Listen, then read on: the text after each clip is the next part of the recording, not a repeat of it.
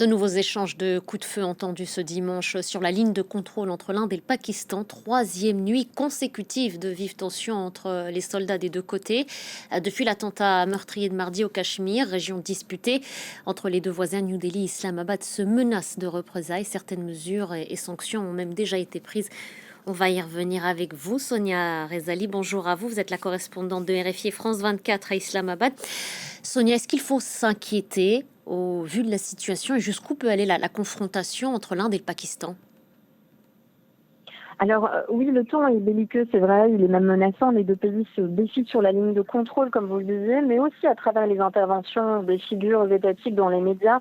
Le Premier ministre indien ou encore le ministre des Affaires étrangères pakistanais ont employé au cours de ces derniers jours le mot guerre publiquement. Les deux pays se disent prêts à réagir militairement s'il le faut. Pour autant, les experts de la région ne sont pas alarmés. Il faut savoir que les échanges de tirs le long de la ligne de contrôle qui sépare les deux pays sont en fait assez communs dans les moments de tension entre les deux voisins.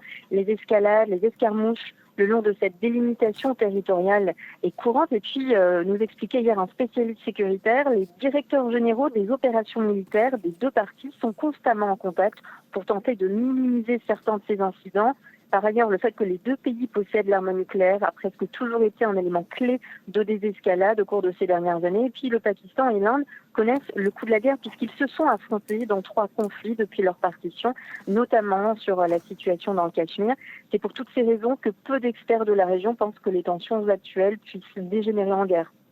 Il y a donc tout de même ce ton belliqueux que vous avez développé à l'instant, Sonia. Un regain de tension depuis l'attentat meurtrier de mardi dans le Cachemire, une région disputée. Pourquoi est-elle autant source de conflits entre les deux voisins? Alors, bien tout d'abord, c'est un territoire qui est stratégique et dont les deux pays se disputent la souveraineté dès la partition entre le Pakistan et l'Inde en 1947.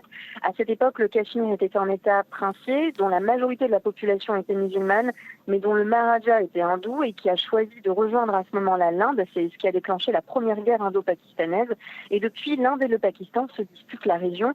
Chacun contrôle une partie, mais tous deux revendiquent la totalité du territoire. Il y a eu 3 guerres majeures liées au Cachemire.